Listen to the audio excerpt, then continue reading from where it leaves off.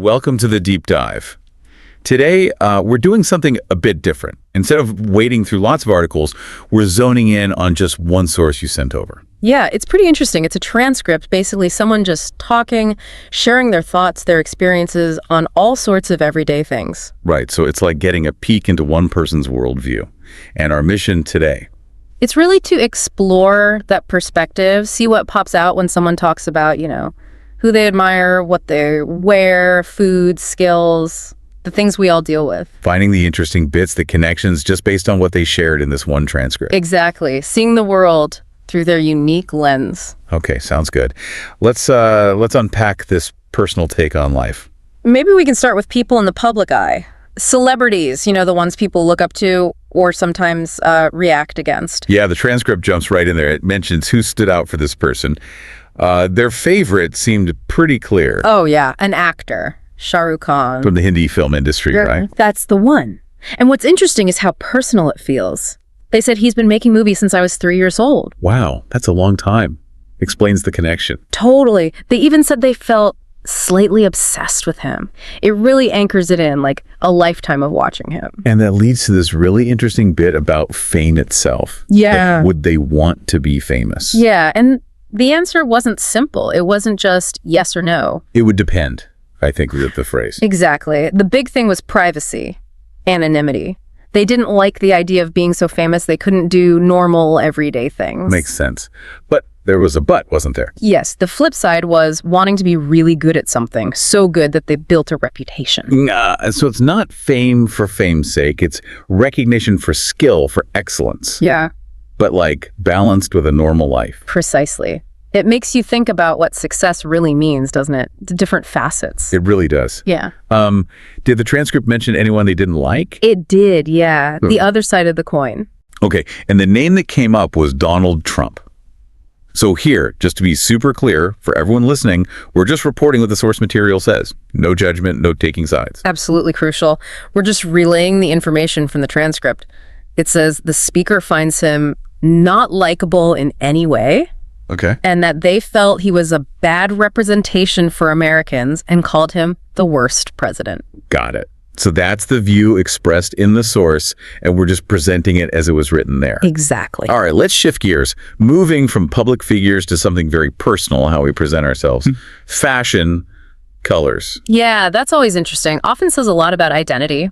The transcript gives us a peek, starting with like a favorite clothing item. Which was jeans, right? Jeans.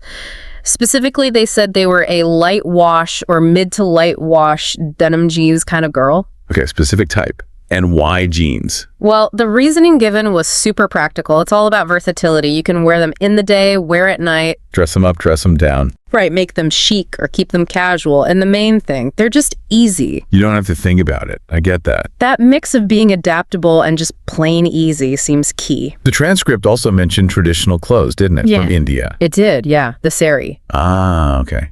And how do they describe it? Pretty vividly, actually. A single piece of fabric, 5 meters long, that you drape around yourself and over the shoulder. Right. And their feeling about it was really strong. Called it so beautiful and elegant and classy. High praise. They even said they think it's the most stunning outfit a woman can wear. Though they did add, kind of self-aware, maybe biased. Huh, fair enough. It's interesting, too, that little note about shopping habits. Oh yeah, buying clothes all the time online now. Said it's very rare to buy in a physical store. Hasn't happened for maybe 5 years. Definitely shows how much online shopping has taken over, even for something as personal as clothes. A very relatable point, I think. Hey, for sure. So beyond clothes, what about colors? Colors came up too. Their preferences seemed to lean towards brights. Yeah, they listed quite a few. Red, blues, greens, purples, pinks, white. Pretty much everything except black. Unless it's a car, apparently. Black cars are okay. Okay.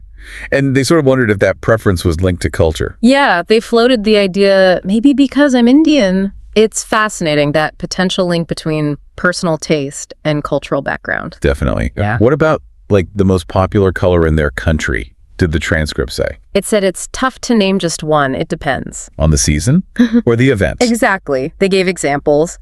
Hindu weddings are usually red, but Christian weddings involve whites and blacks. Right. And for other events, it's more about wearing as many colors as we can. Saffron, oranges, blues, greens came up. So no single supreme color, more like a whole spectrum depending on the occasion. That makes sense. And this led to thinking about whether colors affect mood. Yeah, the speaker thinks they do. How so? Well, the idea expressed was that wearing dark colors might maybe subconsciously reflect internal gloominess and even make you feel more gloomy. But conversely, pushing yourself to wear something bright, even when you're feeling down, might help you absorb some of the energy and feel perhaps a little better. Interesting, like using color intentionally to shift your mood. Kind of, yeah, a connection between the outside and the inside. Okay, let's pivot again. Now to sustenance, food, cooking. Pretty fundamental stuff. Absolutely. A basic need, but also, a source of creativity and comfort. The transcript gets specific about a dish the speaker learned. Right, based on paneer, which they said is like cottage cheese in English. Yeah, cooked in a spiced tomato base. And served with roti, paratha roti. Paratha roti, yeah. And here's where some important context comes in from the source. The speaker is pescatarian Okay. and also has a gluten intolerance. Okay, that suddenly makes the roti detail quite significant. Exactly. Because the roti they make is from ragi flour, which the source points out is gluten-free. So this isn't just a recipe, it's an adaptation. Finding a delicious way to eat within specific needs. Precisely. And they really talk up the benefits of this meal in the transcript. Ragi flour is apparently super rich in calcium Good to know. and very good for people with diabetes, though they don't have diabetes themselves. But overall, the meal is described as very nutritious. The perfect meal even. That's the phrase used, yeah. And it keeps you full. Sounds like a winner. And it's easy for them to make. It's become a go-to meal, partly because it's kind of automatic. They always have all the ingredients. But importantly, it doesn't feel like a compromise on flavor. Right, they said it was delicious, flavorful, nutritious, not like just eating, salmon and rice every day, which might feel a bit bland sometimes. Exactly. Taste isn't sacrificed. And they even mentioned an adventurous way they eat it sometimes. Oh, yeah? Eating it with yogurt, Greek, or regular with a couple Indian spices added to the yogurt. Okay, interesting combination. How do they describe that? The description is great, actually. They talk about the spiciness of the pan cottage cheese, the drier, stiffer texture of the ragi roi, and then the creaminess and coldness of the yogurt. It calls it a match made in heaven. You can almost taste it. It really shows how texture and temperature played a role, and how, like you said, adapting can lead to something really loved. Definitely. And this whole cooking theme flows nicely into the idea of teaching kids to cook. Right, the transcript had some thoughts on that too. What was the take? Well, they mentioned baking can be very fun. Things like little cookies that you can make shapes out of. A good fun activity for parents and children maybe requires less precision. Compared to using the stove. Yeah, stove use requires a little bit more precision, according to the source. But the main point, the big takeaway, Should kids learn to cook? an emphatic absolutely. They called it a survival skill. Wow, okay. Not just a hobby, a survival skill. Yeah, and something that shouldn't be treated like a chore. The transcript says it's always important to teach children from a young age to be able to kind of put a meal together Why? because it's basic, it's survival. Yeah. Even if you grow up surrounded by people that are good cooks, you still need to know how yourself. That's a powerful way to frame it. Cooking is fundamental self-sufficiency. Exactly.